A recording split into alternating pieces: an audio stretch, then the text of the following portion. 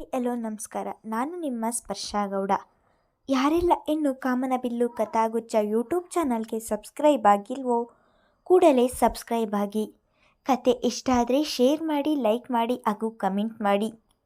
ನಾನು ಇವತ್ತು ಹೇಳ್ತಿರೋ ಕತೆ ಹೊಂಗಿರಣ ಭಾಗ 250.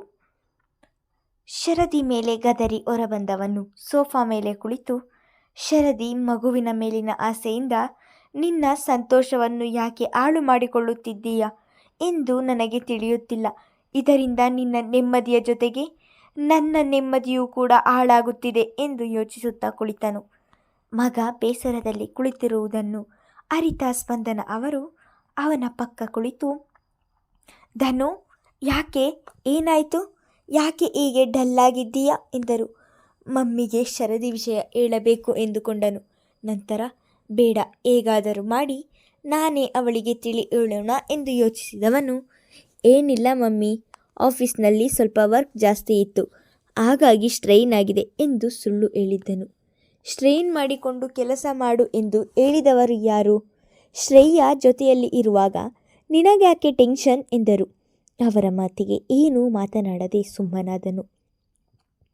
ಇಂದು ಶರದಿ ಸೀತಾ ಅವರಿಗೆ ಅಡಿಗೆಗೆ ಸಹಾಯ ಮಾಡದೆ ಇದ್ದಿದ್ದರಿಂದ ಅನತಿಯೇ ನಿಂತು ಸಹಾಯ ಮಾಡಿದಳು.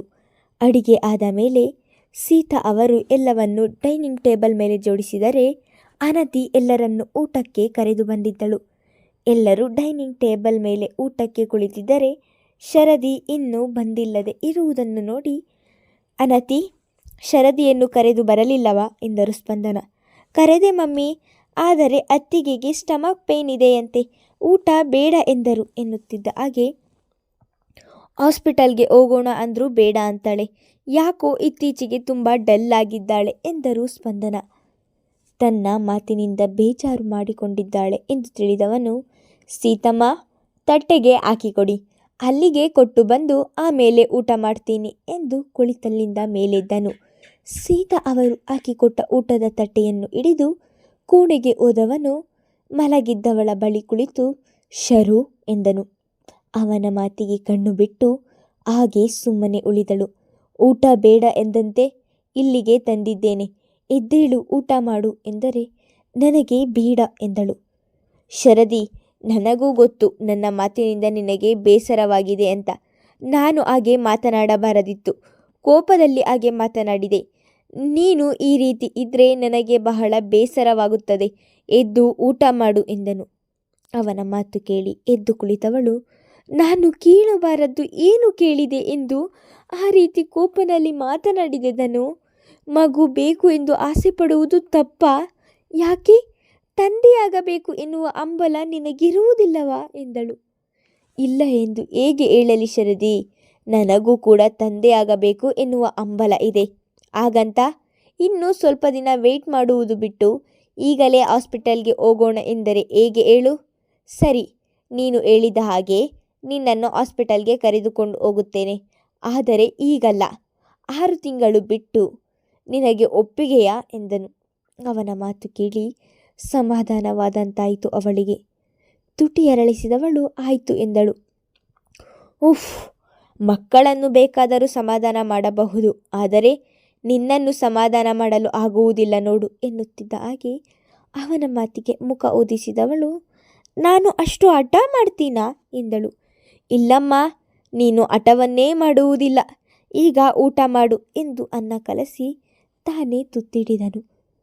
6 ತಿಂಗಳು ಕಳೆದ ಮೇಲೆ ಖಂಡಿತ ನನ್ನನ್ನು ಹಾಸ್ಪಿಟಲ್ಗೆ ಕರೆದುಕೊಂಡು ಹೋಗ್ತೀಯಾ ಅಲ್ವಾ ಎಂದಳು ಮತ್ತೊಮ್ಮೆ. ನನಗೆ ನಿನ್ನ ಖುಷಿಗಿಂತ ಬೇರೆ ಏನೂ ಇಲ್ಲ ಶರದಿ, ನೀನು ಅಷ್ಟರಲ್ಲಿ ಕನ್ಸೀವ್ ಆಗಲಿಲ್ಲ ಅಂದರೆ ಖಂಡಿತ ಕರ್ಕೊಂಡು ಹೋಗ್ತೀನಿ, ಊಟ ಮಾಡು ಎಂದು ಹೇಳುತ್ತಲೇ ತಿನ್ನಿಸಿದನು. ಮಧ್ಯಾಹ್ನವೂ ಸರಿಯಾಗಿ ಊಟ ಮಾಡದವಳು ಈಗ ಅವನು ತಿನ್ನಿಸಿದಷ್ಟನ್ನು ಪೂರ್ತಿಯಾಗಿ ತಿಂದಿದ್ದಳು. ಇಷ್ಟೊಂದು ಹಸಿವು ಇಟ್ಕೊಂಡು ಊಟ ಬೇಡು ಎಂದು ಹಾಗೆ ಮಲಗುತ್ತಿದ್ದೀಯಲ್ಲ, ಅದಕ್ಕೆ ನನ್ನಿಂದ ಬಯಸಿಕೊಳ್ಳುವುದು ನೀನು ಎಂದನು. ಪ್ರೀತಿ ಎಂದರೆ ಹಾಗೆ ಅಲ್ವ, ಕೆಲವೊಮ್ಮೆ ಜಗಳ, ಕೆಲವೊಮ್ಮೆ ಮುನಿಸು, ಕೆಲವೊಮ್ಮೆ ನಗು, ಕೆಲವೊಮ್ಮೆ ಅಳು, ಕೆಲವೊಮ್ಮೆ ಕಾಳಜಿ, ಎಲ್ಲದರ ಮಿಶ್ರಣದ ಭಾವವೇ ಪ್ರೀತಿ. ಅವನ ಮಾತಿಗೆ ನಗುವಷ್ಟೇ ಉತ್ತರ ಅವಳದು. ಸುನಾಲಿ ವಿಷಯವನ್ನು ಆರಾಧ್ಯಳಿಗಂತೂ ಹೇಳಲು ಆಗುತ್ತಿಲ್ಲ. ಅಟ್ಲೀಸ್ಟ್ ಮಾವನಿಗಾದರೂ ವಿಷಯವನ್ನು ತಿಳಿಸಬೇಕು ಎಂದು ಯೋಚಿಸಿ ಅಂದು ಮಿಥುನ್ ಅವರು ಚಕ್ರವರ್ತಿ ಸ್ಟೀಲ್ ಫ್ಯಾಕ್ಟರಿಗೆ ಬಂದಿದ್ದನು. ರಿಷಿ ಎಂದು ಈ ಕಡೆ ಬರದ ಅಳಿಯ ಇಂದು ಫ್ಯಾಕ್ಟರಿಗೆ ಬಂದಿರುವುದನ್ನು ನೋಡಿ ಆಶ್ಚರ್ಯವಾಯಿತು ಮಿಥುನ್ ಅವರಿಗೆ.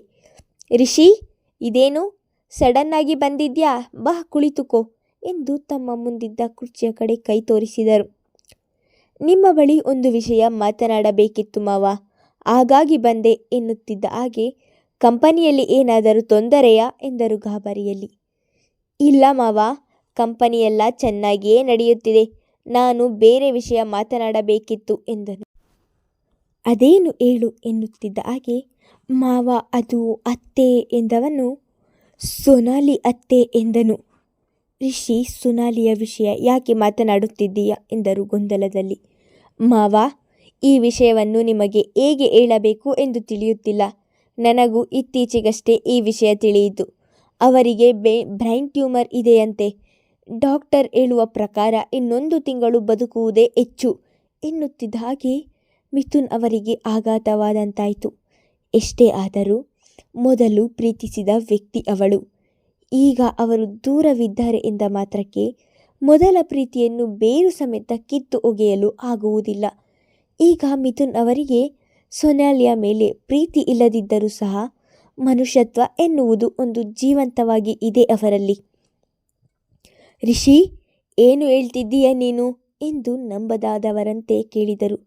ಹೌದು ಮಾವ ಎಂದು ತಾಪ್ಸಿ ಆಫೀಸ್ಗೆ ಬಂದು ಹೇಳಿದ ವಿಷಯ, ತಾನು ಸೊನಾಲಿಯ ಮನೆಗೆ ಹೋಗಿ ಅವರ ಜೊತೆ ಮಾತನಾಡಿ ಬಂದಂತಹ ವಿಷಯ ಎಲ್ಲವನ್ನೂ ಮಿಥುನ್ ಅವರ ಮುಂದಿಟ್ಟನು. ರಿಷಿ ಹೇಳಿದ ವಿಷಯವನ್ನು ಕೇಳಿ ಮತ್ತೆ ಕುರ್ಚಿಯ ಮೇಲೆ ಕುಸಿದು ಕುಳಿತವರು ಅಲ್ಲಿಯೇ ಇದ್ದ ಬಾಟಲಿಯಿಂದ ನೀರು ತೆಗೆದು ಕುಡಿದು 2 ನಿಮಿಷ ಸುಧಾರಿಸಿಕೊಂಡವರು, ಇದನ್ನೆಲ್ಲ ನನ್ನಿಂದ ನಂಬಲು ಆಗುತ್ತಿಲ್ಲ ಎಂದರು.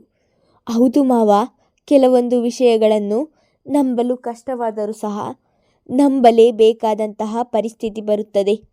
ಸಾಯುತ್ತಿರುವ ವ್ಯಕ್ತಿ ಹೇಳುತ್ತಿರುವುದು ಒಂದೇ ಮಾವ, ತಮ್ಮ ಮಗಳು ತಮ್ಮ ಜೊತೆ ಮಾತನಾಡಬೇಕು ಎಂದು. ನಾನು ಆರಾಧ್ಯ ಅವರ ಜೊತೆ ಅವರ ಕಾಯಿಲೆಯ ವಿಷಯವನ್ನು ಮುಚ್ಚಿಟ್ಟು ಬೇರೆ ರೀತಿ ಮಾತನಾಡಿದೆ. ಆದರೆ ಅವರು ಸೊನಾಲಿ ಅತ್ತೆ ಜೊತೆ ಮಾತನಾಡಲು ತಯಾರಿಲ್ಲ. ನನಗೆ ಏನು ಮಾಡಬೇಕು ಎಂದು ತೋಚದೆ ನಿಮ್ಮ ಬಳಿ ಎಲ್ಲವನ್ನು ಹೇಳಿದೆ ಎಂದನು.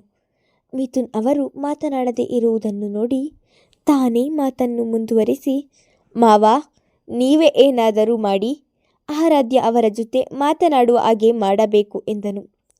ಎಂತಹ ವಿಪರ್ಯಾಸ ನೋಡು ರಿಷಿ, ಇಷ್ಟು ವರ್ಷ ಅವಳು ನನ್ನ ಮಗಳ ಬಳಿ ಬರದ ಹಾಗೆ ಕಾಪಾಡಿಕೊಂಡವನು ನಾನೇ. ಈಗ ಅವಳ ಜೊತೆ ಮಾತನಾಡು ಎಂದು ಹೇಳುವಂತಹ ಪರಿಸ್ಥಿತಿ ಒದಗಿ ಬಂದಿದೆ ಎಂದು ನೊಂದು ಹೇಳಿದರು. ಸಾವು ಎಂತಹ ಕಟುಕರನ್ನು ಬದಲಾಯಿಸುತ್ತದೆ ಎಂದು ಕೇಳಿದ್ದೆ ಮಾವ, ಆದರೆ ಸೊನಾಲಿ ಅತ್ತೆಯನ್ನು ನೋಡಿದ ಮೇಲೆ ಅದು ನಿಜ ಎನಿಸಿತು. ಅವರು ಬಹಳಷ್ಟು ಬದಲಾಗಿದ್ದಾರೆ. ಅವರನ್ನು ನೋಡುತ್ತಿದ್ದರೆ ಬಹಳ ನೋವಾಗುತ್ತದೆ ಎಂದನು. ಆರಾಧ್ಯ ಸೊನಾಲಿಯ ಜೊತೆ ಮಾತನಾಡಲು ಒಪ್ಪಲಿಲ್ಲ ಎಂದರೆ ಏನು ಮಾಡುವುದು ರಿಷಿ ಎಂದು ತಮಗೆ ಏನು ಮಾಡುವುದು ಎಂದು ತಿಳಿಯದೆ ರಿಷಿಯನ್ನೇ ಕೇಳುತ್ತಿದ್ದರು. ನನಗೂ ಒಂದು ತಿಳಿಯುತ್ತಿಲ್ಲ ಮಾವ, ಇಂತಹ ಸಮಯದಲ್ಲಿ ಆರಾಧ್ಯ ಅವರ ಮೇಲೆ ಒತ್ತಡ ಕೂಡ ಏರಲು ಆಗುವುದಿಲ್ಲ ಎಂದನು. ಅವನ ಮಾತು ಕೇಳಿದವರು, ಸರಿ, ನೀನಿನ್ನು ಹೊರಡು ರಿಷಿ, ನಾನು ಮುಂದೆ ಏನು ಮಾಡಬೇಕು ಎನ್ನುವುದನ್ನು ಯೋಚಿಸುತ್ತೇನೆ ಎಂದಿದ್ದರು. ರಿಷಿ ಅಲ್ಲಿಂದ ಹೊರಟ ನಂತರ ಸೊನಾಲಿಯ ಬಗ್ಗೆ ಬಹಳ ಯೋಚಿಸತೊಡಗಿದರು. ಅವಳು ಅವರ ಮಗಳನ್ನು ದೂರ ಮಾಡಲು ಪ್ರಯತ್ನಪಟ್ಟರೂ ಸಹ ಈಗ ಅವಳ ಮೇಲೆ ಯಾವುದೇ ಬೇಸರ ಇಲ್ಲ. ಅದರ ಬದಲಾಗಿ ಅನುಕಂಪ ಮೂಡಿತು. ಸಂಜೆ ಕೆಲಸ ಮುಗಿಸಿ ಮನೆಗೆ ಹೊರಡುವಾಗ ಕಾರು ತನ್ನಂತಾನೆ ಸೊನಾಲಿ ಮನೆ ಕಡೆ ಹೊರಟಿತು. ಮಿಥುನ್ ಅವರಿಗೆ ಅದೇಕೋ ಸೊನಾಲಿಯ ಜೊತೆ ಮಾತನಾಡಬೇಕು ಎಂದು ಅವರ ಮನಸ್ಸು ಬಯಸಿ ಅವರ ಮನೆಗೆ ಬಂದಿದ್ದರು. ಮುಂದುವರೆಯುವುದು. ಸೊನಾಲಿ ಅವರ ಪರಿಸ್ಥಿತಿ ನೋಡಿ ಮಿಥುನ್ ಅವರ ಮನಸ್ಸು ಕರಗಿ ಆರಾಧ್ಯ ಅವರ ಜೊತೆ ಮಾತನಾಡುವ ಹಾಗೆ ಮಾಡುತ್ತಾರಾ ಇಲ್ಲವಾ ಎಂದು ಮುಂದಿನ ಸಂಚಿಕೆಯಲ್ಲಿ ತಿಳಿದುಕೊಳ್ಳೋಣ. ಧನ್ಯವಾದಗಳು.